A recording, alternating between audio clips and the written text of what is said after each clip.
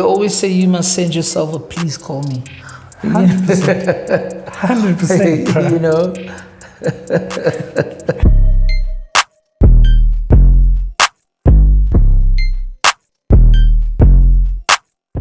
What's up, guys? Welcome back to another episode of the Creative Blockman podcast.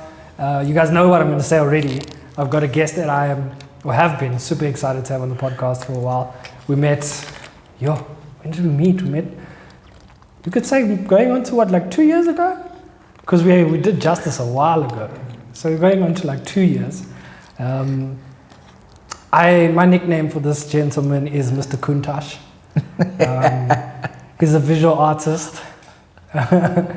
And yeah, just all around, like I'd say fairly inspiring for me, style-wise, from his art.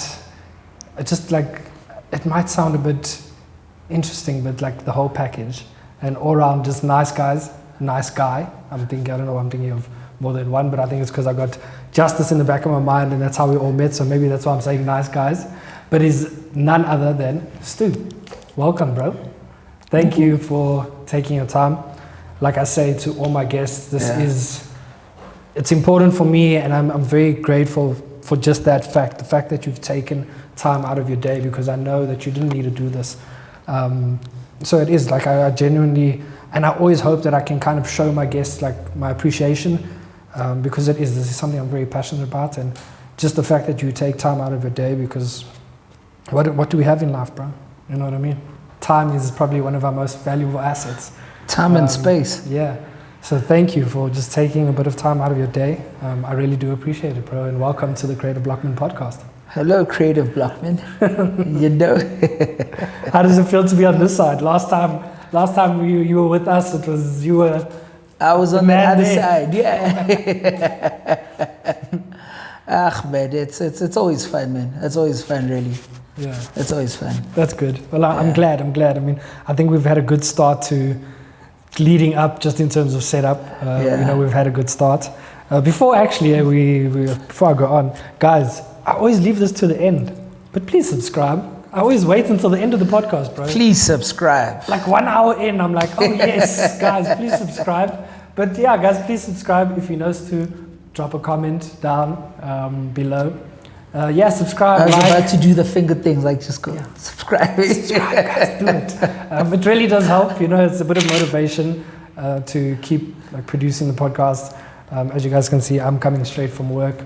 So yeah, we really are pushing. We're trying our best, and sometimes we get it right, sometimes we don't. So subscribe. My leopard print making you say you look straightforward. No, I just feel underdressed, bro. You know what I mean? It's like I said, I'm here with guys that I look up to, like in terms of style. And here I am, like I didn't even take a few moments to go home and change.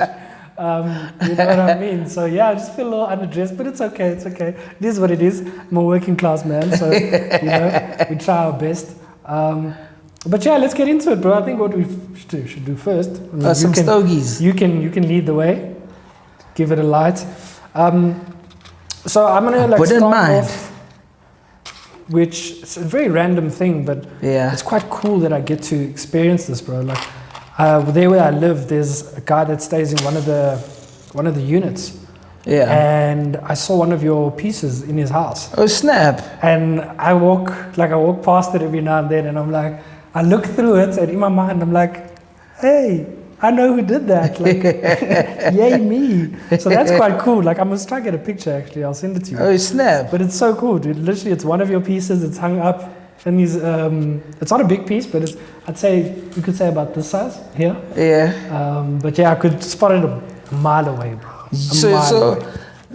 I think the first thing that came to my mind when you said that is that, so you live in a fancy place. Because 80%, 90% of my clients live in a fancy place who would, okay. You could say that, yeah. I've worked hard, very hard.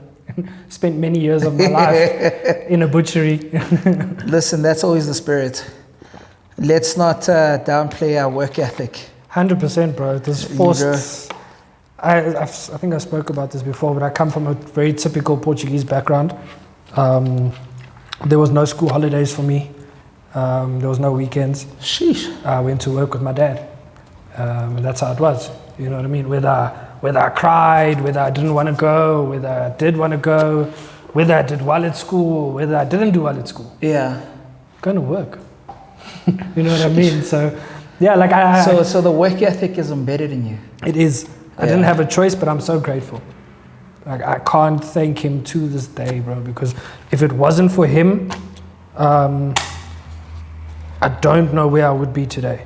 Yeah. And I'm not saying this to sound like, you know, cheesy and cliche and blah, blah, blah, but genuinely, if it wasn't for him, I don't know where I'd be, bro. But yeah, that is a cool thing for me, the fact that I get to see one of your pieces every day of my life. So please take a picture, bro. I will. If I can, I will. I'll definitely try my best. But let's get into that, bro. So how did this all start for you? How was visual arts a thing that you did from, you know, like a young age? Let's say, before I get into how it started to be, I think I hate using the word professional, but like before I go there. Like, I grew up in a family of artists, from my father, my mother, my brother, my uncles. Like, literally all I know is literally independent-minded human beings who are just in the art space. Okay. From musicians to fine artists to just within the creative industry. I grew up in that family. So I think knowing how to draw, paint, that thing it's embedded in me. I literally grew up with it. That's just me. Like, naturally, that's me. I can do it in my sleep. Yeah, kind of like me in the butchery. Pretty much. So, but getting into it, and let me not even use the word professional, but I would mention it as in the back of your head, right?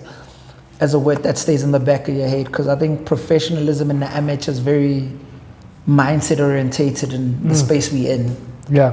There's no matrix system in this. Yeah. You know, so how I got into it, I remember Fhatu had just bought a house, and I wouldn't say he was struggling to pay, but it was like COVID, and in our WhatsApp group, he was the first one to be like, boys. So before I actually go deeper into it, so he used to draw like sketches every day. He draws like sketches every day, every fucking day. And then during COVID, he can't post himself on the beach, or, you know how Fhatu is. So he can't post nothing of that sort. So the only thing he could post is his sketches. Yeah. And then I remember this one day, he'd literally be like, boys, I actually can pay my bond over these sketches. And then it was literally like a light bulb moment. It was literally like a light bulb moment for me and Justice. And we were like, okay, let's give it a go. Yeah. Let's literally give it a go. And then I think that's how it just basically started. So it was that recent? Yeah, literally how we all three of us started around the same time. Fhatu just started before us, but we literally all started at the same time. Yo, bro, yeah, I'm thinking like this has been 10 years ago. But like, you gotta understand something. Like, it all started from somewhere. It all started for us to make money off of it. It started post-COVID. But for us to actually paint, I've known how to paint since birth. But to know how to paint since birth, just since. You know what I mean? Yeah, I guess it's kind of like, it's the same thing in business, bro. I mean, we've had businesses that it's taken us 3 years to break even. Not make you know money. What I mean? To break even, to stop losing money, it's taken 3 years. I mean, look, to make money might be overnight, but the process to getting to that place to make money, you could kind of consider it, I wouldn't say a lifetime. Like it's lifetime. Yeah, it's a lot of work. It's like within, like if I'm gonna live to see 100, then that means I haven't scratched the surface of being half of my age. So that means within the first 50 years of my life, I've only discovered now what I'm capable of. Yeah. You know what I mean? So it's like one of those things that make me always think, I think 20 years from now, I won't be an artist. Think so? Yeah. Why do you say that? I think the maybe creatively, I'll always be a creative human being. You'll always be in your soul. Yeah, right? But the title of being an artist 20 years from now, I don't think I'll be here. No. Where do you think you'll be? I don't know. Don't know? Yeah, You're not one of those guys, like, I had a friend, he put out... Bro, Megs, I'll tell you for free, right? It's like, I think I've lived like so many lives where there's people who will tell you the first 20 years he was like this, the second he was like this, the second, you know what I mean? Where it's like, I've gotten to a place where I've got to understand the meaning, the difference between growth and change. Where it's like, I know I'm going to grow into something I can't anticipate in the future. Yeah. You know, but to change... You know there's going to be growth. Yeah. I think it's kind of the thing of, you know there's going to be growth, but you also know that there's going to be change. You know what I mean? And I think there's a lot of people that kind of don't understand that about life. There's, like, there is a huge difference between growth and change. Yeah. Your current situation might change. Yeah. And it might not be ideal or whatever the case is. But 6 months from now, that's where the growth comes in. Exactly. Because you look at that change. I mean, I'm going, like, I think we all go through this in life. Exactly. You look at that change and you're like, oh shit. Like, I learned X, Y, and Z from it. This is wild. You know what I mean? So I can kind of, like, I actually like that you approach that, like, life that way. Like, you know that, okay, cool, I might not be a, definitely. in terms of a visual artist, but... I think I'll always be a visual artist. But it's like part of my arsenal of living, like where it's something I'll always have in my pocket, you know. Yeah. And maybe, God willing, in the future, shit happens and then I'll just go to my arsenal and grab out my fine arts, you know, and then, you know what I mean? So, but beyond that, I think, especially when I look back to my pattern of how I've lived, I've made peace with the fact that 10 years from now, there's a fair chance I won't be an artist. Okay, interesting. Yeah. It's crazy that you actually say that. Because I think like anybody that wants to become an artist kind of always envisions themselves as that for the rest of their lives. You know what I mean? Yeah. Like, you know, you've worked so hard to become this artist, now you're there, and it's like the fact that you're already like, I'm okay with the fact that I might not be an artist in a couple of years' time. Like, it's not something that I feel is... A lot of artists have that mindset. I think they kind of, they'd love to, because for me it sounds like, because I know there's always, you know, different variations, but once you're established, it's a pretty cool career to have. You know, you could travel, you can see places, you can do things. Without a doubt. Through art, which is kind of cool. Without the fact that you're already like, nah. But what would you do? Like, what is something that you're passionate about? Like, we're going to go away from your art for a little bit, because this is really interesting me. Like, what would it be? Because you said you'd always be creative.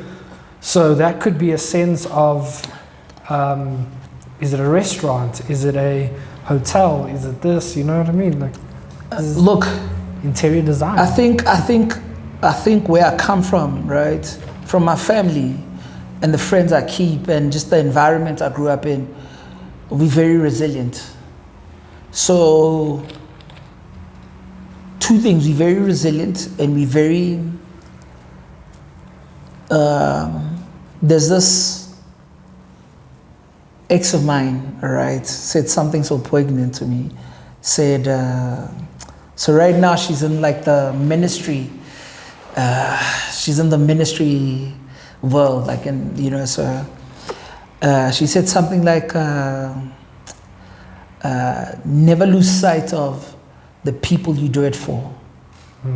All right, so with that said, where I come from, I know I'm very resilient, and I know what I'm here for this world. I'm here to impact.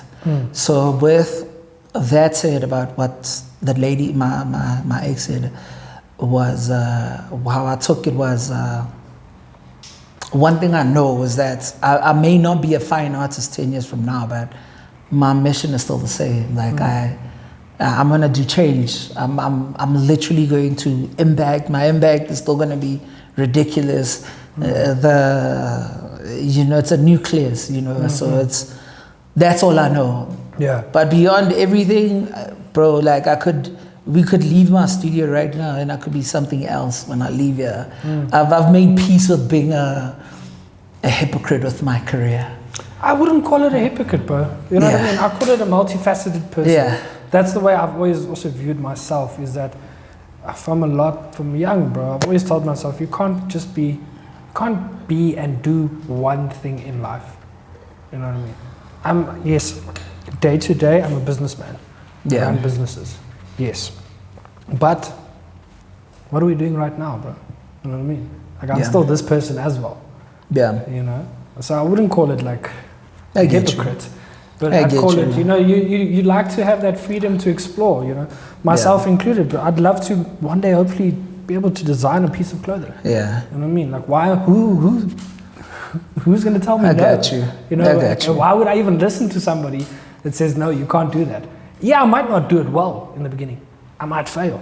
I might be completely horrible. But if I learn and, you know, if I apply myself, you could do that as well. You know what I mean? So I wouldn't call it hypocrite. I call it more like you allow yourself the freedom to do whatever the fuck you put to your mind. Yeah. You know, and as long as you apply yourself, I think you can get it done. Yeah, and that's all that matters, really.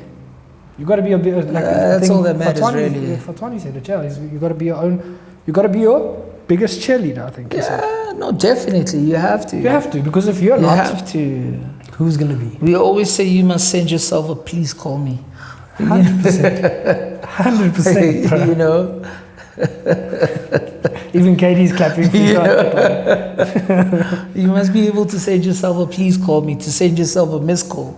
100%. Hit the nail on the head. You know. But touching back on the art, because it's currently what you're doing.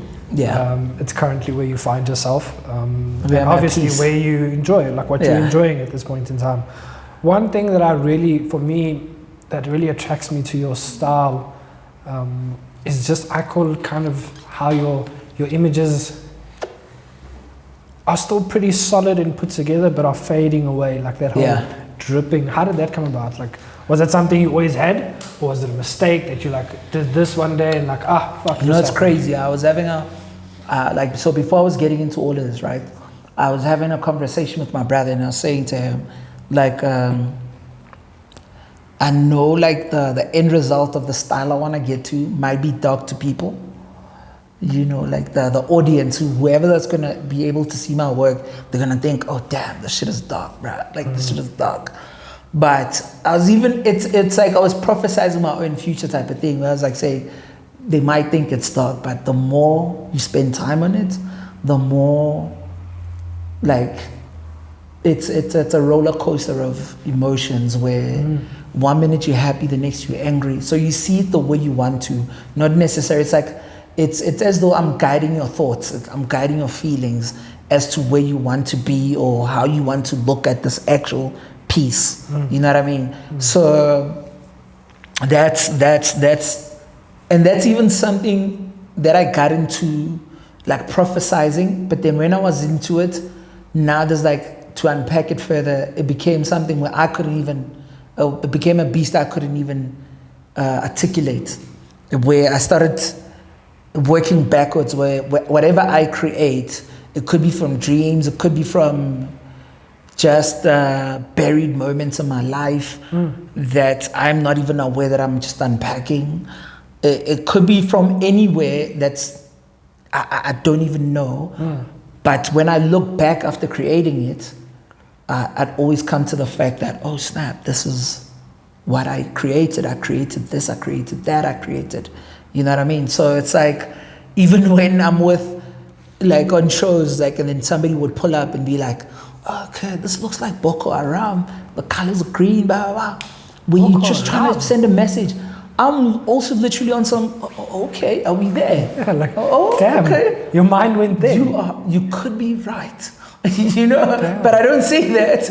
But I'm okay. Now that you look at the piece again, you're the same day, hence I would say I'm a hypocrite. Same day, same show. The lady whoever said Boko Haram, now there's another person who comes through, sees the same page, oh, this looks like this, and I'll be like, I was trying to go for some Boko Haram stuff.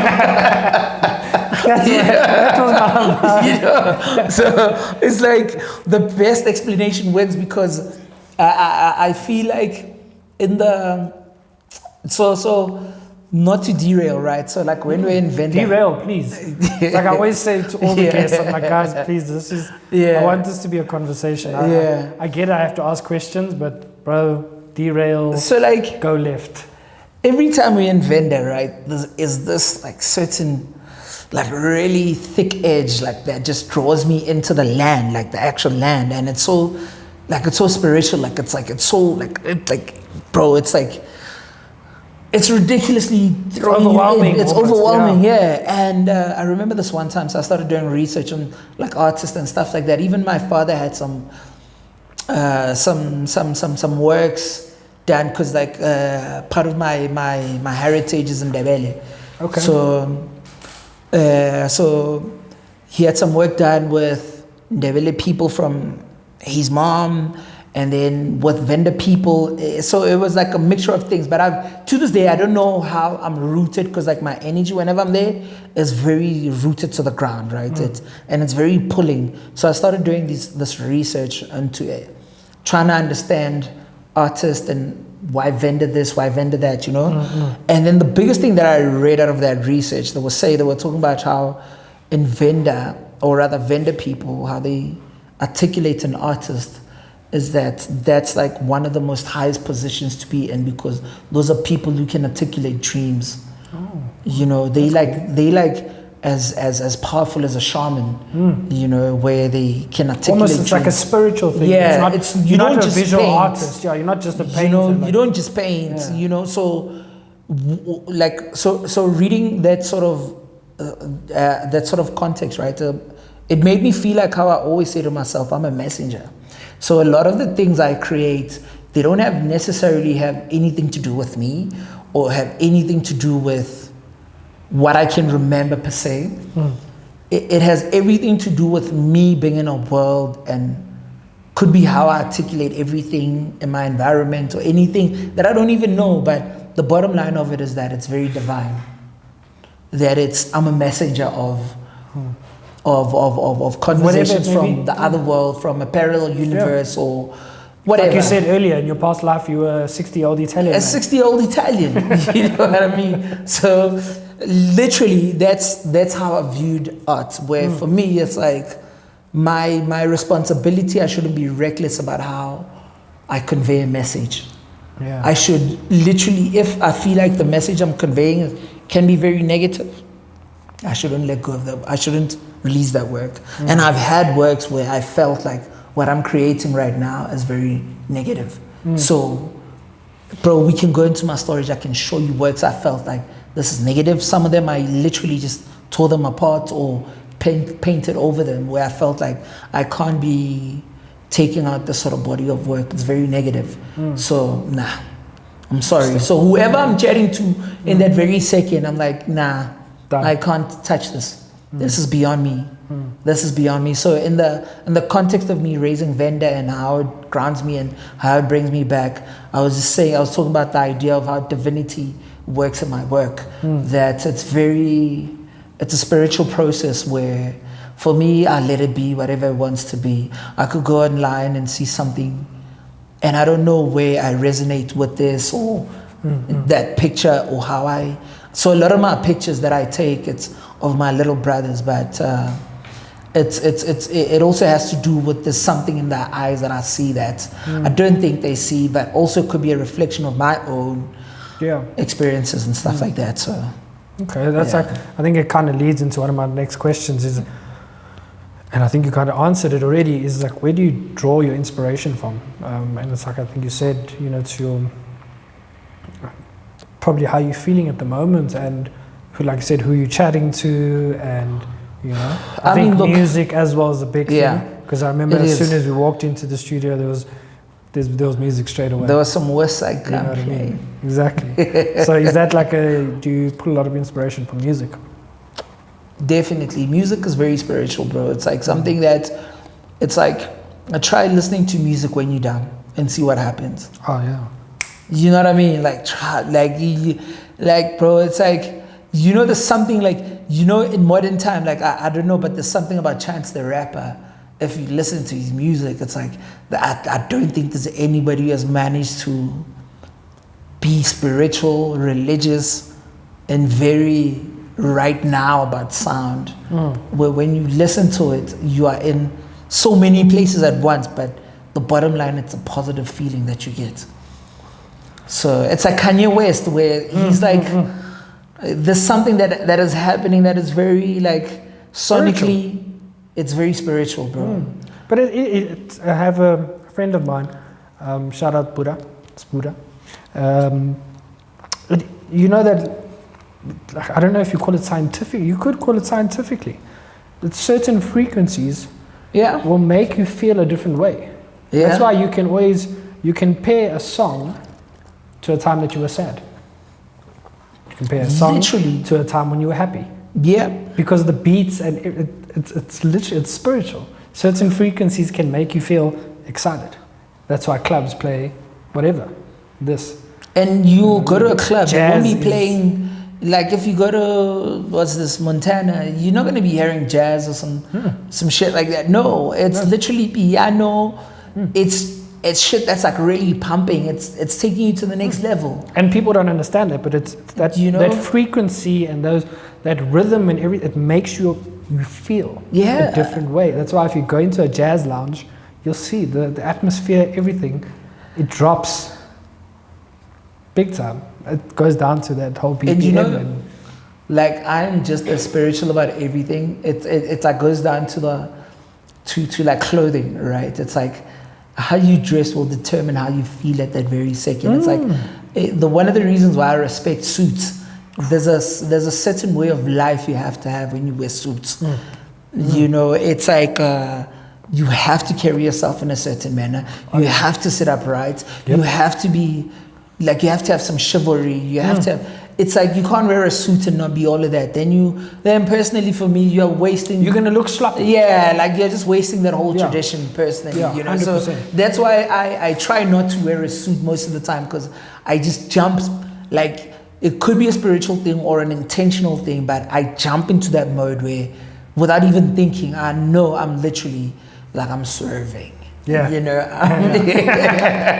all over the damn place. You know, so it's literally those things. And music is just like that for me. It's just very spiritual, bro. Okay. Favorite artist right now? Favorite artist right now.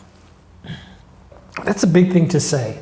You not say favorite artist because that's like. You know, Drake is still the one for me personally.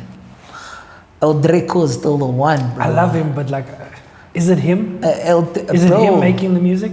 Bro. Or is it his team? Bro, doesn't matter. It doesn't, you're right. It really doesn't. Matter. It really doesn't. But you know, for me, I don't know, bro. Look in the... I love him, don't get me wrong. Like, Drake is... Bro, you know, not to be all... I think us black people are very emotional.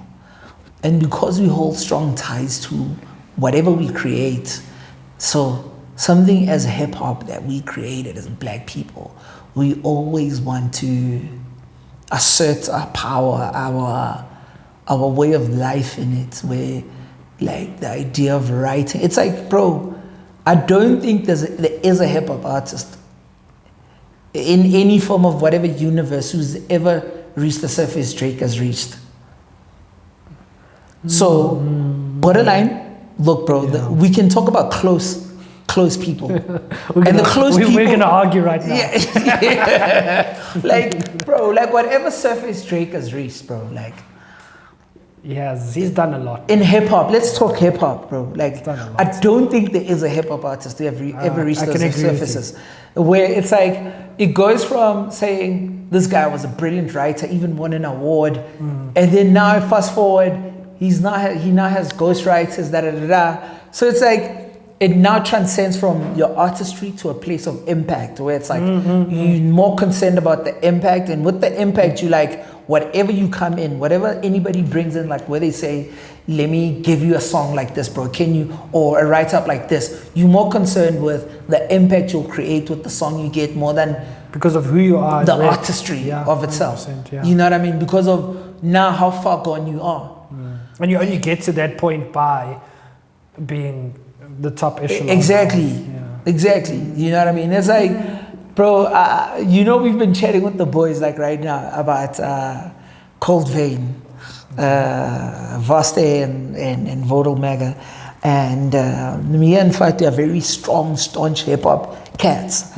And we were laughing at how, like, Vaste kind of is like very old. And they're doing, I think, 23 years now of that album Cold Vein. I think 23 years. 23 or 30, I'm not sure. Don't quote me. Regardless, so 23 or 30. We were laughing at the fact that this guy is so out of social media that even when he speaks like, it's as though he's in a battle mode, like, come to Sweden, we are in doing this and blah, blah, blah, blah. Like, it's as though he's never left. He's never left. Still there. You know what I mean? No matter who it is. Interview, BBC. That is the highest form, what I would describe as artistry, where you never get out of it. Yeah. But when you get to a place of like impact, the only people who can have a sweet spot when it comes to impact, like people like J. Cole, Nas, where they don't go beyond that place of them having to be hypocrites towards their impact and the message they deliver. And how can I put it? Their core base of supporters. It's like they always listen to them type of thing. I don't know if that makes sense, but like it's like immediately when you hit it like a Jay-Z level where you have to go beyond your core base and you start collecting bases from other artists, it's like it gets bigger than you. It becomes bigger than you. Yeah, it becomes bigger artist. than you, where it's now about more impact than artistry. Yeah, 100%. You know what I mean? And so you it's only like, get to that level. Like I said, you know what I get mean? to that level when you are the Jay-Z, the Nas, you know what I mean? the Drake, the Eminem, the this, the that, you know? Like, And look, don't get me wrong. I think Nas is better than Jay. I'm a Nas all the way. But in terms of impact, Jay-Z takes the trophy. Yeah. You know what I mean? There's no two ways about it. But in the process of getting to where Jay-Z became, where he can do that sort of impact, his artistry was still pound for pound one of the best. Hands down. You know what I mean? So you win that debate when it comes to Drake. But I've always been, I won't lie, there was, I think it was from More Life, Do Not Disturb. Yeah. I think it was the last track on the album. Phew. Brother, I get goosebumps. That guy spat. Like, this was like the Meek Mill battle. That was like around that Meek Mill battle. There was like, I don't know how many verses there were on that song. There was like 10 verses or something on that song. He just went crazy. And then all the guys that were really into like rapping and like the, you know, like not boom bap, but like the real hardcore lyricism. And I get you. The rapping, even they were like, holy shit. Like he just went crazy on that song. Like you know with Drake, right? It's like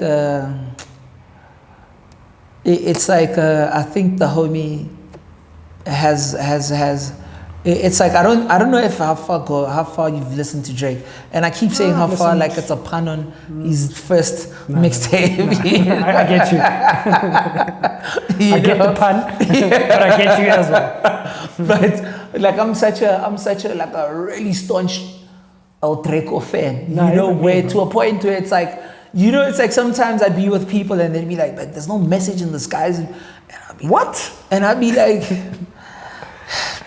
like I'd give you songs where this guy, it's like, if you listen to You Won the Six, like if you listen to Look What You Done, like if you listen to like, bro, it's like, my favorite Drake song, right? And not to make this about Drake, is 305 to My City. And there's a level of consciousness that he applies in the strip joint. Bro, I've never heard anybody do that shit. It's kind of true. Like there's a certain conscious level where he's like talking to a strip girl saying, nah, bro, like relax, you got this.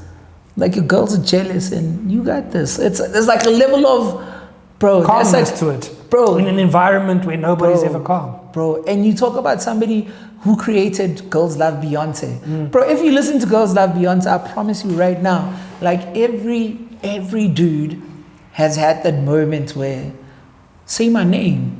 Like, where are you right now? Like, say my name. Like, where are you? Like, where are you? Yeah. Like, where are you with your friends? Okay, let me hear your friends. Yeah. Say my name next to your friends. Yeah. Say, I'm listening. Like, you might have not said it like that, but you've had that moment where you, like, you just want to ask and be like, bro, just please. Yeah. Say my name. Like, if you know. To make me feel so much better. You know what I mean? So it's like, it has become more impact than his artistry level. You know. So you could say, so I think we're kind of wrapping up that question. Yeah. Where Drake, favorite artist right now? Bro. Well, I think Drake, let me put him to the back burner because he'll always be like my guy. He'll always be my guy. But like, he's number one. Let's put him to the back burner. Whole, like as a whole, all around, like that's my guy. Yeah. Like let's put him to the back burner. I think right now I'm listening to a lot of Larry June. Okay. Yeah. Nice. A lot of Larry June, a lot of Griselda. I'm a big time. Like even when I created West Side's piece here, I'm a big time West Side Gun. And I think it was the first time where I always compare New York, like Harlem specifically to Soweto specifically. Yeah. And even in how we carry ourselves outside of Soweto, it's like, you must feel our fucking presence, bro. Yeah. And I felt like Harlem niggas, Bronx, like Brook, like it's when they arrived. You know what I mean? Yeah. And the only person who can give me that feeling right now is West Side Gun or Conway. Okay. You know what I mean? Yeah. So it's like, bro, it's insane. So West Side Gun, Larry June, Conway, those are my guys right now. Yeah. Okay, nice. So let's touch, because it's quite a cool story you guys are going to hear now. Let's touch on that piece, West Side Gun. How did that come about? And there's a cool story you told me off camera that I think everybody should kind of hear, because I think that comes down to, like I said, social media is great. Yeah. Social media is also can be a very toxic, the terrible power place. of social media. But the power that social media has brought to literally anyone nowadays is quite amazing. So if you don't mind, please share that story. How that piece came about, the West Side Gun piece, it was like to be vulnerable, right? It's like how can I put it? To be vulnerable, right? Without sounding like a little bitch. I wouldn't put it that way, but I get you. It's like, you know, in the spirit of the moment when you're listening to somebody and you're just in it and you're just bobbing your head the whole time. You're just in it, boy. That's number one. Mm-hmm. I listen to a lot of Griselda and I listen to a lot of Rock Marciano, some Stove God Cooks. That like I listen to those guys, bro. Like, and I think in the spirit of the moment when I created him, I was very emotional about how certain things are happening in the art business, but not necessarily in a general sense, but more to me, where I'd love to be in a specific show. I'd love to be in a specific art fair. I'd love to be in a specific certain, and knowing how West Side Gun is so heavily involved in art, and then when listening to that, putting all of that together, a part of me was like, bro, this is a no-brainer. It's like beyond even thinking about it, like, why would I want to create? You didn't even have to question yourself. Yeah, I didn't have to question myself. I have to do this. It's like, it felt like that very second when I was creating it, it's more of a culture piece. It's a personal culture piece. Where it included where I was with feeling about how the industry, like the kind of shows where I'd ask myself, why am I not involved in Latitudes? Why am I not involved in this thing? Why am I not involved in that? So it had to do with a lot of questioning myself while I was listening to West Side Gun, to Conway, you know what I mean? Yeah. So the closest thing in that very second that resonated with how I felt, and especially with how Griselda is in the hip hop space, where it's like they're doing boom bap music and they kind of being marginalized. And I say this loosely, not to say that's what's happening. nobody, like a chunk of the population is not going out of their ways to listen to boom bap music. No, You know what I mean? Popping. Yeah, you know what I mean? nowadays. So it's like how they've been marginalized and how we grew up. And again, between me and the twins, like how we grew up and how we would see ourselves as Griselda and we would be like, you Conway, you this, you da da da da, you know what I mean? And it's like, at that very second, how everything aligned with how I'm feeling when I'm listening to this, and just on a personal level, like questioning everything. I'm like in the art space, I'm like, bro, I think I'm doing fucking great work. Now it transcends beyond, why am I not here? Why am I not there? Why am I not, you know? So it's like, at that very second when I created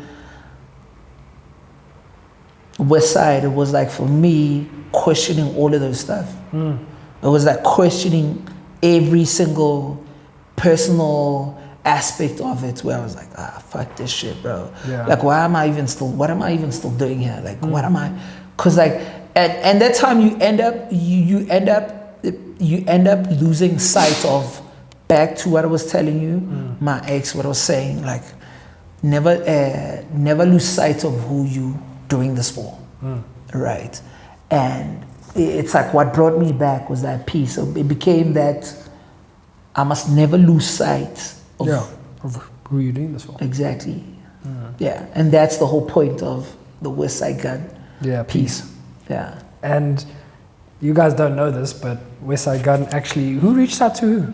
I reached out to him. So I reached out to him. I was looking for a blessing to be like, yo fam, can I actually create this? Yeah. And he was like, oh no, for sure, literally, like. So I was surprised. I mean, like, look, bro, you go into the DMs, you're going to the biggest superstar, and that shit will linger there forever. Yeah, I was surprised. I sent it, like, I think, as I'm in my feelings, bro, like I'm drinking my wine, having a good time. You know when you are singing out loud as though you're in the shower, but you are not. And that's what was happening as I'm creating. I'm like having a good time. And I don't know, I think I grew some nuts and I was like, fuck, bro, let me talk to this guy. Send him a text on the DM. And then he responded and he was like, oh, shit. And I was like, oh, shit.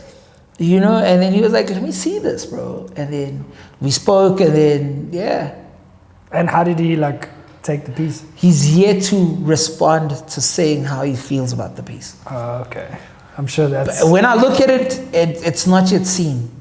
But from the conversation we've had and then getting to the piece, when I sent him the piece when I was done, he hasn't responded. It's not yet seen. Damn, I don't know if you guys can see it, but yeah, it's behind me. So I think... That one. And I think not to take life for granted in that spirit of the moment. It's like, you know, when you just get sober instantly, bro, like sometimes, and again, not to sound like a bitch, bro. No, there's no such thing.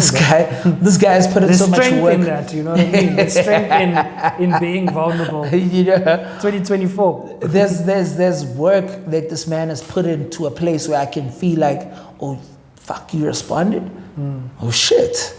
So there's a level of work I can respect where even only God knows how far I'm taking this art thing, where there's a young kid who will actually send me a text and when I respond, they'll be like, fuck, Sthu responded. Yeah. You know what I mean? So 100%. it's with West Side Gun, it was literally just at the place that this brother actually responded. And that's all for me that mattered. Like, I was like, oh shit, this guy actually responded. Isn't that, it's kind of funny how like what I'm picking up from exactly what you're saying now is, there's a few things that I'm kind of picking up is that you sat in, like you said, you were loving the whole process of creating the piece and you had a really good time creating it, etc., etc. So that kind of touches on how like you were questioning and like you were asking yourself really hard, hectic questions. Yeah. Like, why am I not doing this? Why am I not involved in this? Etc., etc. And then at the same time, you're having such a good time creating the piece. You know what I mean? You have this amazing time creating something that you drew inspiration from some of your, I'd say, most difficult questions. Yeah. You know what I mean? And also it goes back to that thing of who are you doing this for? Yeah. You know what I mean? Like you might not, the whole, let's just use, because it's happening now, it's about to be happening, latitudes. Might not be involved, etc., etc. But look what it got. Yeah. You know what I mean? That piece got you conversation with. It started a conversation with somebody that you could say, I don't want to use the word idolize because I think it's a bit hectic, but it's somebody that inspires you. Yeah. It has inspired. I idolize work. Dame Dash, by the way. Okay, But there you go, Dame Dash. story for another day. You know what I mean? So I think it's really cool how, I think again that's the beauty of art, is that it's such an emotional, spiritual thing, and I think that's who you're doing it for.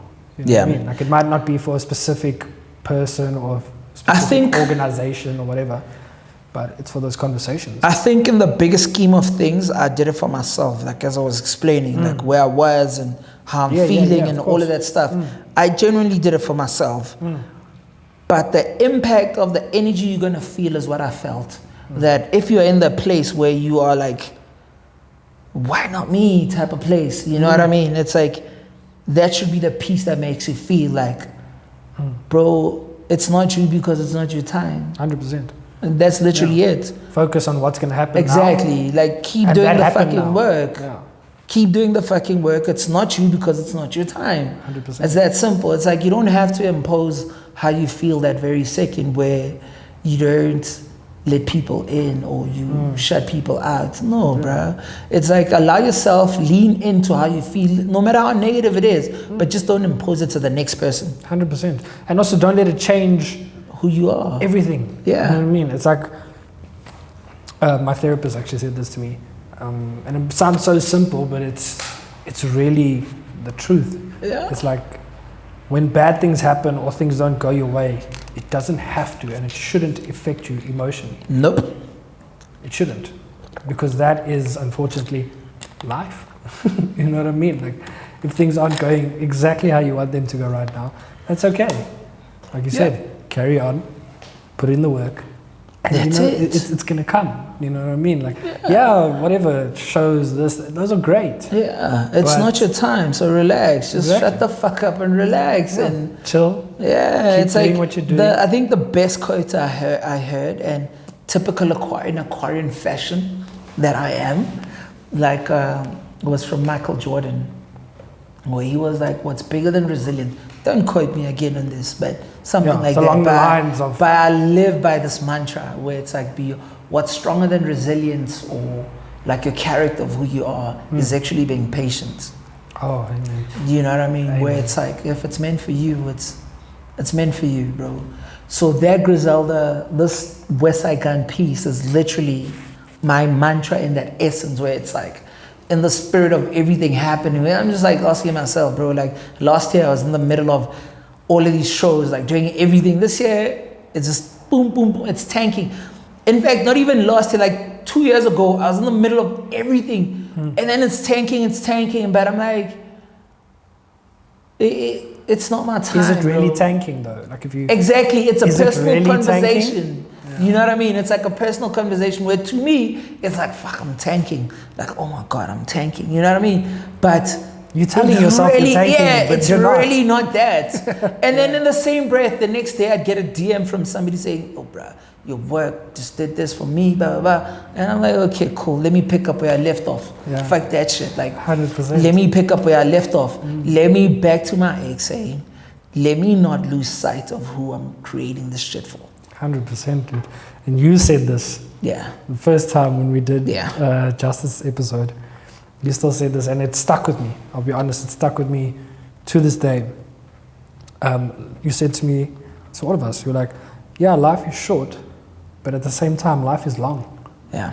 And if you really think about it, yes, life is short, life disappears. But if you actually sit back, slow down. I think life is long when you have the capacity to just slow down in the moment. I think because we're all so busy and we've all our minds, social media and this, and your phone goes off, then your watch goes off, then there's all this constant like information being fed to us. Where if you learn how to slow down and again enjoy the process, you know what I mean? That's when you'll start seeing like, okay, shit, life is actually long. I mean, like, yeah, it can be really short, but life is actually long. It's the same thing like for this whole podcast. Yeah. Something I really haven't really spoke much about, but we can say, what was it, a year ago? I put a lot of pressure into getting episodes. You know what I mean? Like, we've got to get guests. And you can ask Katie. I was almost frantic about it. You know what I mean? I'd stress so much. Like, we don't have guests, this, that.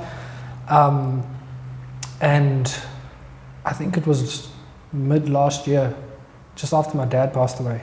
I said to Katie, I was like, no, like, we need to just slow down, and we need to go back to, why did I start this? Okay, it's cool because I enjoy it.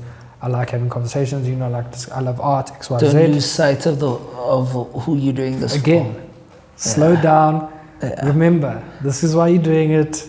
The rest will fall into place. If it falls into place, great. If it doesn't, great. I'll still look back at everything and I'll be like, I don't regret it.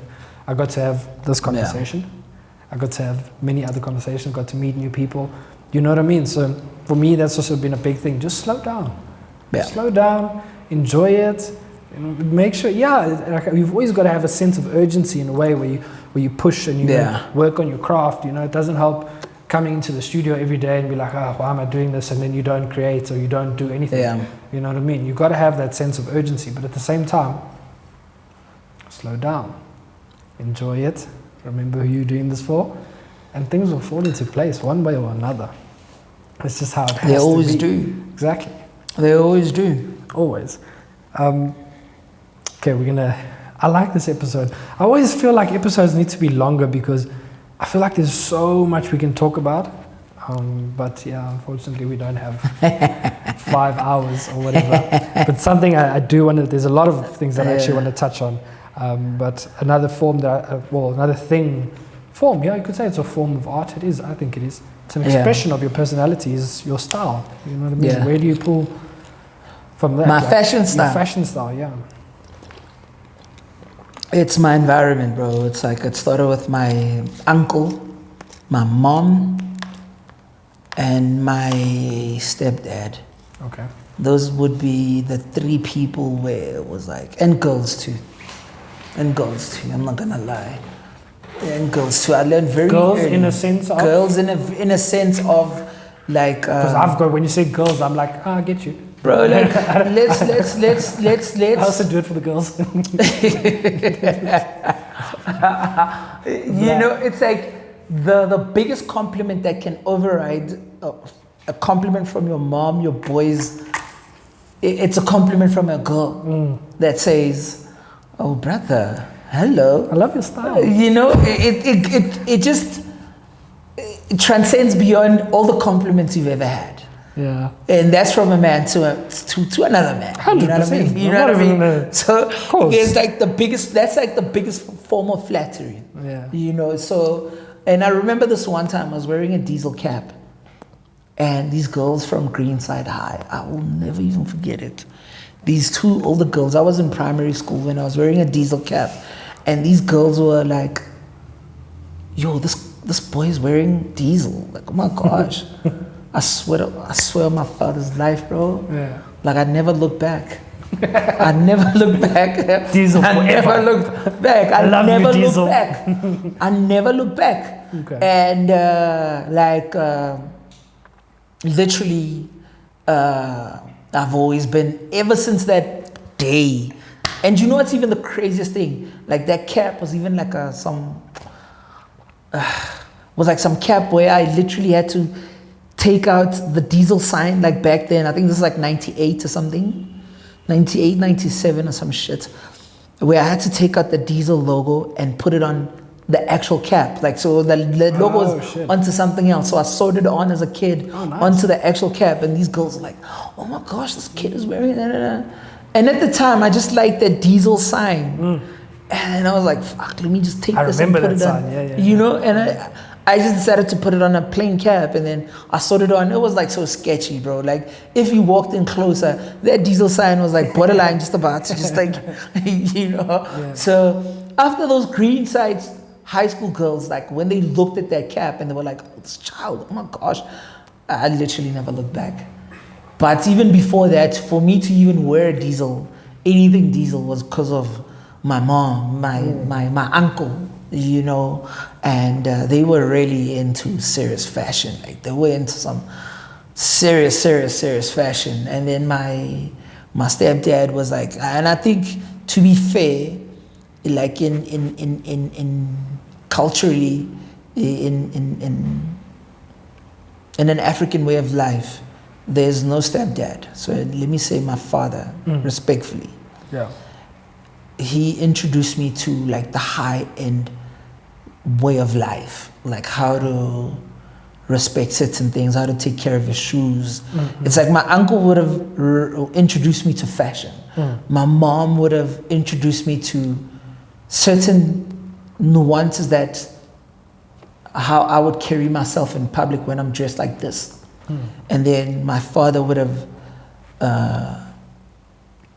shown me how to dress, like how to, like the combos, like how to put them together. Match this with this. You know what I mean? So he'd be like very like, even in the idea of a suit, like he'd be like, bro, you don't wear, nah, bro, relax. Go wear your jeans, go wear, you know?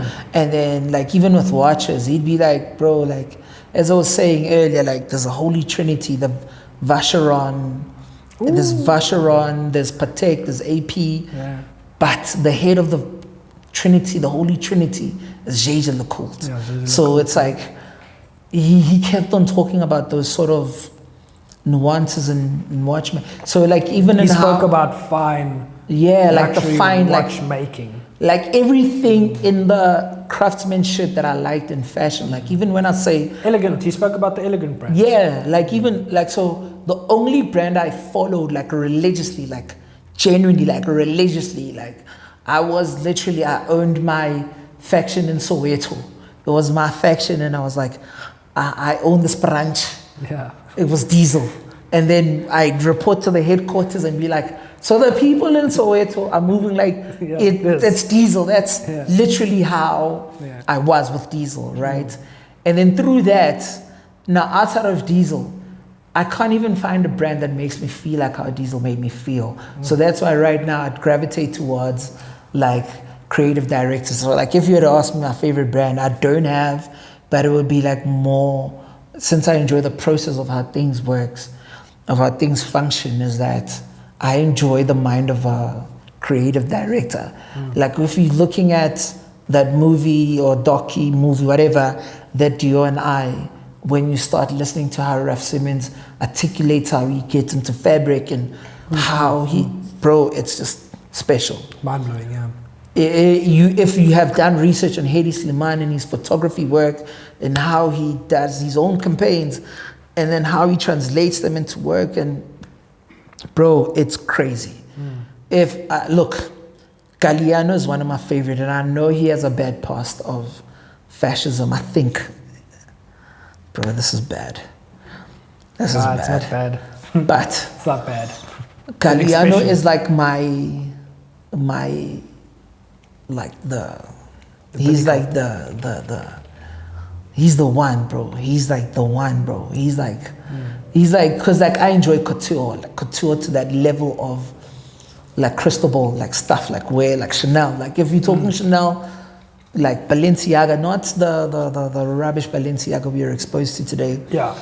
We talking like, if you're talking Oscar de la Renta, bro, we talking like couture, like proper couture. And Galliano is at that level. And Galliano, Haida Ackerman, those are my guys, like where I really like the process of how they approach, how they tackle a collection, same as Raf, you know, and I think personally, that's where I'm at with fashion, where I just enjoy how the process functions, you know, like how... You enjoy kind of not just what you see at face value, you enjoy the process of what goes on to what you see. Exactly. It's like if the story of Magella, if you follow Magella, bro, it's like it's fascinating, bro. It's such a bad marriage, but it's that toxic bad marriage where it's like when we love each other so much, but we're not good. So Galliano and Magella was like that for me. It's like a bad marriage, but it just is. Match made in hell, not in heaven. Yeah, literally. You know what I mean? But it's like when he went there, I was asking myself, like, I don't know what this guy's gonna do, but like, Jesus, I am sure this guy's gonna, like, I don't know. Like I'm praying, like whatever happens, it's like, and Magella has like this archive archiving system where it's like, it knows how to, like, even with the replicas and shit like that, it's like, it's just unbelievable, bro. It's just like unbelievable how they do it. Yeah. You know, so, and again, low-key, Magella for me, because it was bought over by Renzo, and Renzo owns Diesel, it became I see now where the love comes from. Yeah, it became like a next level thing for me. Like outside of Diesel now, I have to wear Magella. Yeah. You know what I mean? It's like I have to wear Magella. So yeah, man, it's that process. Yeah. And Magella has that process. Okay. Issei Miyagi also is that one of those guys. Rest in peace. Rest in peace. Yeah. Go to item, like you've got 10 seconds left, you want to complete an outfit, what is it? You can never go wrong with a Hedy Slimane Saint Laurent. Can never go wrong. Okay. You can never go wrong. Anything Hedy Slimane Saint Laurent, you can never go wrong. That's my go-to. Anything, like, bro, if I was I'm talking about rocking, like you want to finish your outfit. Yes, anything Hedy Slimane Saint Laurent, you can never go wrong. And I'd even go as far as to say, I think my favorite Sadie is a 2013 collection. I think that was the one. Yeah, you can never go wrong. Ever. You can never go wrong. Good to know. Absolutely. Like, you know, it's like, it's that experiment you do with yourself where you're like, okay, cool, I'm going out to a party. So let me wear these jeans, let me da-da-da. And then I promise you, bro, I've never went out to a party or went out to any form of event. And if I'm wearing whatever Hedy I have, and then I never got oh my gosh, this brother. Hello, brother. Bro, it's always been in the Hedy collection. Yeah, always been. Like Noted. Bro, it's ridiculous. It's ridiculous. And then anything Raf Simons, it's for like the purist. Like anybody who's a purist is like, they'll spot that a mile away. You know, it's like, you don't even need to, you can just like, be getting out the car, they'll be like, oh. Bro, it's like I walk out and they're like, you know, it's like, this guy's wearing a 2008 reps. But that's even for like strong heads. It's like, you know, if you are really like a proper strong head, you know, so yeah. Okay. How are we doing on time, Katie? We're good. Nice. I love it. I love it. Another thing I want to touch on, also something that I've seen you're very passionate about. I don't really know too much about it, but I respect the craft and I respect the art of it, is wine. How did the wine come about? It's also part of I see you also pull a lot from family, which I want to get into. I see a lot of I'm hearing like a lot of family, which I like because I'm also pretty family orientated, but let's touch on the wine. To touch on the wine, it's like anything that has to do with process, bro. I see. Anything that has to do with process. Like I'm still a baby in this wine game, right? But it even allows me to just look forward to just knowing more shit about wine. Yeah. You know, so learning more about the process. Yeah, it's just unbelievable. It's like, bro, like, you know, I always say, right, to myself at least, like I've told my mom and my girls actually, like where I want to retire, at least when I hit 50, is I want to retire at a wine farm and just growing grapes. And that's what you're going to be doing, bro. Yeah, see, literally. You didn't know what it was, but this podcast got it out of you. That's what you want literally, to do. that's all I would really like to do, smoking my cigars, driving my 2-seater drop-top vintage cars, and judging people. Mwah. That's what I would really love. The honesty. It's the honesty for me. You know, wake up, go to some cafe by the corner, some sexy French cafe by the corner, and just chill, drink my coffee, smoke my cigar, and I people watch and I judge the shit out of them. I'm like, oh my goodness, you are wearing pure trash. Hello? You are not my tribe.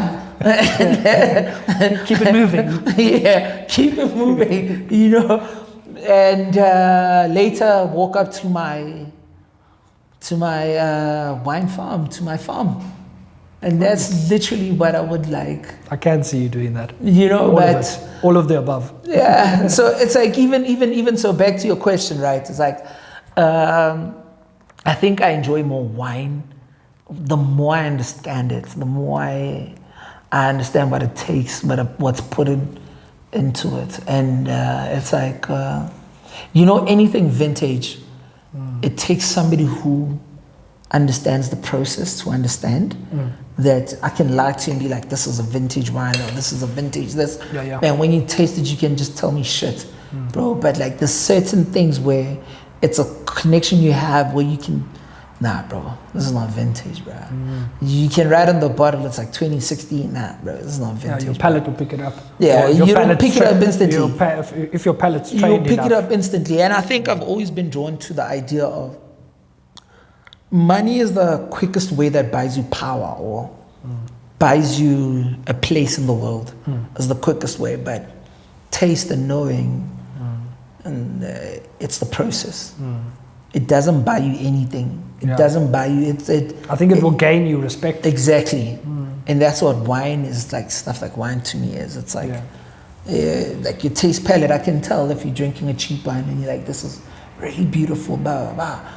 I already know the type of taste palette, at least to me. I'm like, okay, cool. I know what I'm dealing with. It's kind of true because, I mean, you can pick it up also with, again, I'm not super knowledgeable about whiskey, but I've been exposed to whiskey quite a lot through, again, company I keep and stuff like that. And you can kind of pick it up. It's not to say that, I wouldn't say you look down upon people or whatever. Nah, it's not even that. It's more of a, okay, you're here at this, you know, in this experience or this stage of your life, you know, like wait until you get to, you know, okay, then you can kind of pick up, okay, you're into like sweet whiskies. Okay, so this is new for you. You haven't really had peat before. You haven't really tried. Okay, cool. You know, you can kind of judge a person, but you could respectfully, like weak bitches will feel some type of way when I say, and I'm not saying you have a cheap palate, like in terms of expense, but in terms of taste, like you have a cheap palate. Yeah. Like only the weak bitches will take that personally. But fact is, this is what buys you into when you really enjoy processes. You know, it's like, you can tell, bro, it's like with clothes, with everything, you can tell how things function, like what a double seam is. Like I normally would act like I'm dumb, and I know like this shit doesn't fit me proper. None. You can tell. Yeah, it's okay. Well, let's keep it moving. You know, I've judged you to my heart. Let's keep it moving, bro. Yeah. So it's just like with wine, it has that quality where it's like, bro, either we are here or we are not here. You know, yeah, so it's like, I don't know much about wine, but I know whatever I drank now was. Oh, that's some good shit, boy. Lovely. And I'm not a wine drinker. It has some good shit, boy. I told you guys even earlier, I'm not a wine drinker. But that was nice. You know what I mean? Like, and I can acknowledge that I don't know a lot about wine. Yeah. You know what I mean? So, and I think even like the process always reminds you of, you go so far only to come back. So just like in life, that is the process of life. You only go so far only to be, it's like you grow as a kid, you grow into a teenager, blah, blah, blah, and then you become an adult. And then by the time you're a grandpa, you become a kid again. 100%. It's like I was listening to George Condo, right? And I laughed my ass off about this. And he was explaining the whole process of time. And he was saying Picasso went, and then like this guy is a brilliant artist, and then he became older, and then he became a kid again. So I want to create work that even your fucking child can't create. Yeah. Like that's what Kondo was saying, that he doesn't want to be a kid again. He wants to create shit that even your child can't create. Yeah. Like fuck that. Like forget it. Like so. But I'm unlike Kondo. I think when Kondo gets to that Picasso age, he'll eventually get to that place where he's just like, what I'm creating now is just, and I don't think he'll be intentional about it. He'll be like, probably not. Yeah. You know, so, but yeah, man, that's what wine is to me, bro. It's like a natural process where I think I'll only understand it when I'm much older. Makes sense. Yeah, I'll understand it when I'm much older. A lot of wine drinking for you to still be had. Yeah. You know what I mean? It's a process you still have to go through. Yeah. Throughout your life. It's a process. Yeah. Crazy. Again, we're gonna pivot here. Yeah. But it's like I said, there's so much I want to talk about, but we don't really have an unlimited amount of time. Yeah. When I walked into the studio, other than seeing obviously the art and, you know, picking up on, oh, this is really dope, this is cool. There's one thing that I saw and it stood out immediately. Was the soccer ball. Yeah. Let's talk about that, bro. It's like my other life and my other life. We had an episode with Diogo, shout out, and that same thing. It's an art form at the end of the day, whether people want to believe it or not. So I think it's only fit to talk about it now. You know what soccer, right? I'd say, especially now that I'm much older, 40, going for 40. You look good for your age, bro. Damn. Shit. Like, soccer was very traumatic. Okay. When I look back, only when I look back, it's like, it's like the craziest thing, bro. It's like I played soccer all my life, and then I stopped playing soccer competitively, I think 18, bro. Okay. You are still a kid, bro. You know nothing. Zero. Yeah. You know nothing, life experience is bro, at you level know 1. nothing, bro. You're still living off of your father's work ethic. Everything, you know. It's like, if they stop working, you stop existing. Yeah. You are at that age, right? Yeah. But at that very time, I remember when we were chatting, I was saying, bro, if I'm not making it at 20, latest, like at 18 is my final reach, at 20 is like, fuck, I'm old, bro. Because that makes sense, yeah. Like 20, I'm old, if you haven't made it at 20. I'm old, bro. And I remember like a lot of my peers at the time were just getting signed. But anyway, with soccer was like, it's only now when I look back that it was a traumatic experience, that it's only, I couldn't articulate when somebody asked me, what do you do for your life? Or what are you doing? Like, you know that question, that Joburg question when they say, oh, so what do you do? Joburg question, I love that. It's a proper Joburg question. So what do you do? I literally would stumble all the time, bro. It's like, it's like you just touch the nerve, like, bro. But it took me so long for me to be like, I'm a stay-at-home dad, or I am whatever. You know, because I was caught up in soccer for that long, right? It's like something I did from birth, like physically, where I'd be like, I'm playing soccer, I'm a soccer player, I'm a soccer player, I'm a soccer player. So you can imagine between, say, 18 when shit goes left, and then I officially stopped playing soccer. Say between 18 and 30, bro. When you ask me that question, I can't even answer you. It's a traumatic experience because it makes me feel like I don't belong in certain pockets of life where people can't. The only thing that saved me was my clothes. Because like my clothes made me feel like when people can give me compliments, the best thing they could give me compliments after soccer was clothes. So it's like even when girls would be like, oh shit, you look pretty, or you look nice, it was based on clothes. But outside of that, if you were to ask me, like, what do you do in life, I couldn't answer you. Yeah, almost like you had resentment for the fact that you played soccer. All I know was soccer, you know? So I'm even the fortunate type to actually even get out of soccer and do something else and live off of that something else. And then, but I know, like, homies I grew up with, like, I know, like, they look 50 right now, 80, from alcohol and just traumatic experiences that soccer couldn't provide for them. You know what I mean? So it's like, I don't want to sound selfish by complimenting where I am in life by being grateful, but by being grateful also from a place of comparing myself to somebody who couldn't make it where I am. So I don't want to be grateful based on that. I'm just generally, relative to my life, I'm very grateful for the family I have, that they could allow me to just do all the fucking fuck-ups I did over the years, and still manage to come back from it and learn. And learn, Yeah, because, look, bro, like, I think being raised by a single mom, bro, like, you know, with soccer, I was so far ahead. Like, at 16, I think it was 16 or 17. Like, I was having conversation with, like serious coaches, bro. Like, Pito, for instance, like I had a chat, and it was like, I'm going there. Like, I'm going to Super Sports. Like, I'm going to, before there was Platinum Stars, like Silver Stars. Like, I was there, bro. Like, I was, like, literally within. You're like, about to go pro. When one of my friends was, like, getting signed, I got a call from saying, like, from this guy, from one of my favorite human beings, Gobos. And he was saying to me, he was like, your friend is actually getting signed right now. What's happening with you, bruh? you're fucking up your life. What's happening? I'm a fucking 17-year-old boy, 18-year-old kid, bro. And they're telling me I'm fucking up my life. Yeah, that's it's heavy, bro. It's some shit that I have. It's not what you want to be hearing. You know what I mean? So it's like, but obviously when I look back, it's also in the toughness of how we grew up that when somebody says you're fucking up your life at the time, it's like that's the last form of saying, pick up your fucking songs, bro. Try harder.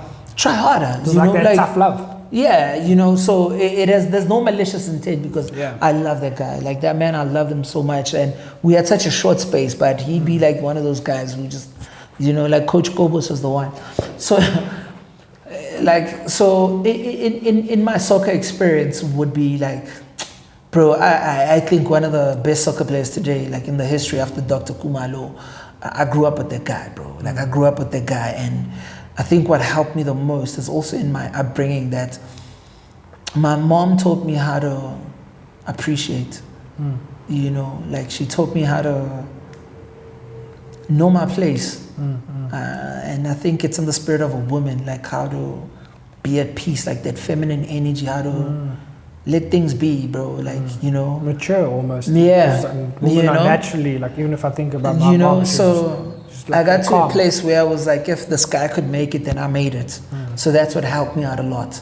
And when I say this guy, I'm talking about somebody who was very tight with, where if he could make it and be the best, I was like, then I'm the best. Yeah.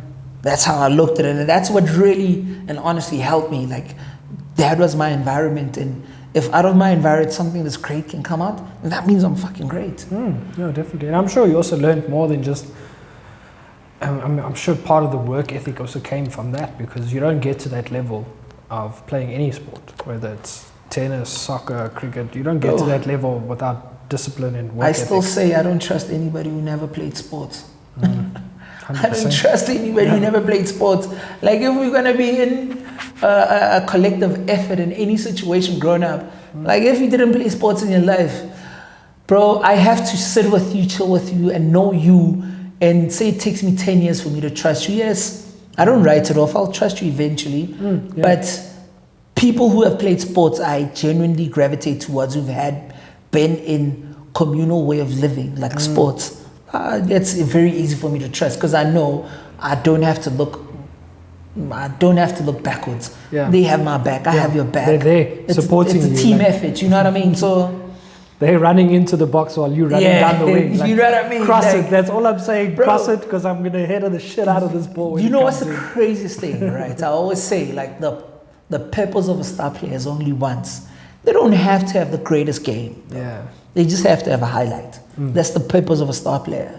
And the highlight is what gives the team morale on the pitch. Of course, You know, so it's like when you take that concept and you apply it in life, bro, it's like if we were working as a team effort, you know your place. You know who's Beyonce. You know who's Kelly Rowland. You know who's Michelle. You know what I mean? You know your place, bro. And like maybe in my saying of Destiny's Child, that whole team worked so perfectly because I feel like everybody knew their place. It like nobody wanted to be better than the next. Nobody wanted to be like, we all knew, not even knew our place, but we all knew what was at stake. We all knew what was like, what are we fighting for? It's a team effort. You might get the glory right now. I might get the glory 10 years from now. But there's nobody just chowing like where we are. We have jealousy over each other, or we have like, no, bruh. So that's what I respect. It's not going to people. benefit anything. You know what I mean? It's not going to benefit further. anything. You know what I mean? So it's like, even with soccer for me, it's like it's 11-man sport. So you can imagine, bro. It's an 11-man sport on your eyes, but it's a 16-man sport on the bench, and it's a 32-man sport on the grandstand. And then it's like a 50-man sport outside of the grandstand. 100%. You know what I mean? It reminds me, sorry to cut you off, but it just reminds me of one player, Luka Modric. Bro, come on. How many highlight moments does he have? How many like... I'm not even a Madrid fan, bro. Yeah, even myself. I'm not Benfica even a fan. Madrid fan, bro. But that man has just played his role. He knew where he was supposed to be, bro. He wasn't worried about anything else. 37-year-old, still playing at Madrid level. You know what I mean? Because he knows what he has to do. It's like Iniesta and Xavi. They knew their role, bruh. 100%. And you can imagine, even between Iniesta and Xavi, there was Busquets. Yeah. Like, bro, like it's like, bro, with the Galacticos, you had, you know, it's so sad that only people are now respecting Guti. Like the role he played, but that man, bro, like that man could play in any team and he was the best. But just simply because he wanted to play with the best, he knew where he had to be, and he played his role. 100%. That man would have clear-cut chances to actually score, but he was like, okay, no, that's not me. I'm this guy, and let me just lay it off. You know what I mean? Exactly. And that's, in life, there's an ecosystem that we have to live by, and that's, I think, what soccer taught me the most. It's like, if, like say my brother Teko, he makes it to the PSL and he becomes one of the greatest players, to me that said, I made it. Like I'm done. And even growing up, like we played the same style of football, so it's like, to me it was like, he made it, then I'm done. Like I'm the best. Like I'm the best. Where he comes from, that's where I come from. So my environment is set. So I could tell my coach, like there were times where I could tell my coach, like back then I'd drive back and then go back home, and then I'd tell him, like, oh, don't worry, your son is made, like your guy is made. Yeah, exactly. We all made. What position did you play? I played the anchor. I was like, in today's football, centre midfielder. Yeah, central midfielder. Central. Then I would normally say I'm a 6. Okay. Yeah, like and a 6 is not really an anchor per se, but yeah, it's an anchor, I guess. Yeah. It's how you play the 6, I guess. Yeah. Interesting. And I was like one of those, like the new age midfielder of the time, where like taking from Zizou, like where you are a midfielder come striker, a midfielder come defender, but I was never the defender role, so I was more like a midfielder come striker, where you're assisting the striker, type of thing. If you're not assisting the striker, you're the one scoring the goals. Like a typical sitting on Messi, the edge of the box. You know, like Messi's not, type of thing. You know, Messi's not like, it's so crazy how Messi has scored all of these goals without being a striker. Yeah. It is ridiculous. It is. You know what I mean? So it's Messi would be the highest form of that sort of a midfielder. Yeah. Yeah. 100%. Yeah. Crazy, bro. This episode, thank you. Like, I'm glad that we actually, a part of me really wanted to focus a lot on your art and X, Y, and Z. And like, now that we're sitting close to like the end of the episode, I'm really glad that it actually kind of panned out to what we spoke of, because it kind of shows the multifaceted person that you are. You're not like, no, I'm not trying to say that anybody I've had on the show is one-dimensional, because none of my guests are. But it just shows that, you know, there's a lot of parts to you, and a lot of, you're an artist, yes, but there's more.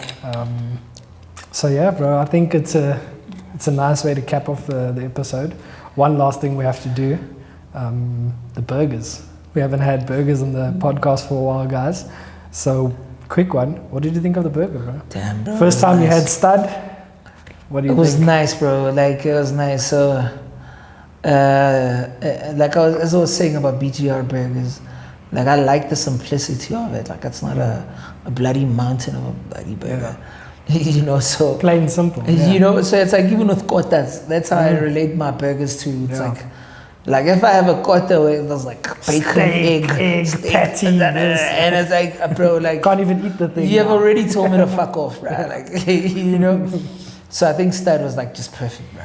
Nice. This is perfect. It just hit the spot. There was no, like, I had to have my, you know, when you have those cuts on your lips from opening, nah, bro. Sauce everywhere. I've got a beard, so I know when there's like sauce here, somebody has to tell me, like, Migs.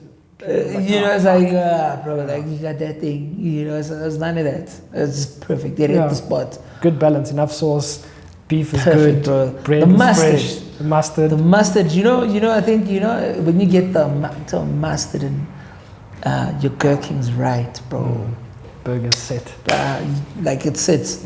It sits, bro. Dude. It sits, bro. 100%.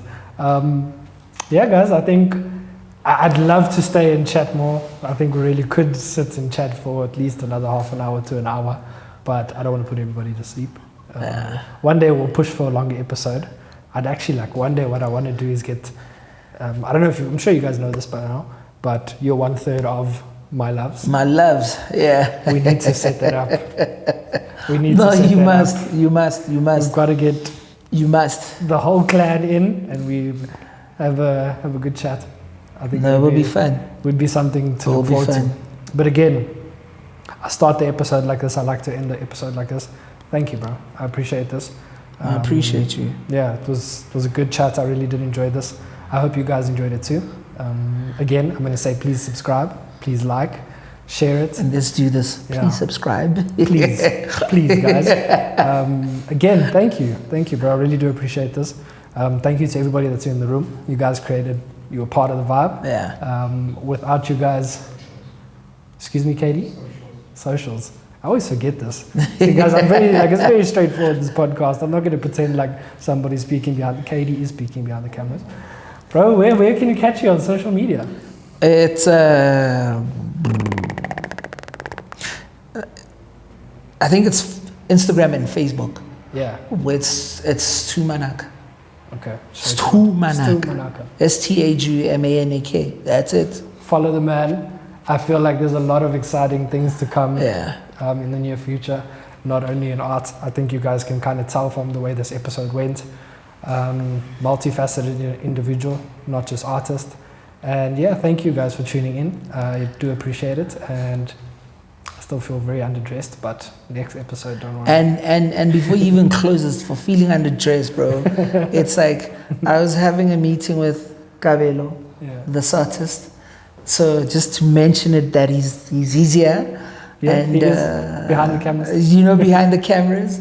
So it's like you gotta get your A game up, and you were tasteful motherfuckers, Hey, bro, I came from work. How's that spun? You gotta get your taste game up. How's that spun? You gotta get your taste game up. Go look at the other episodes. They're there.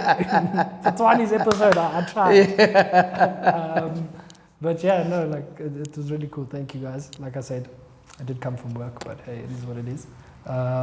Yeah, thank you, bro. Thank you. Appreciate it. Appreciate it too, brother. When we do my loves, watch. Say less. Say less. Guys, thank you so much for tuning in. We'll see you on the next episode. Boom.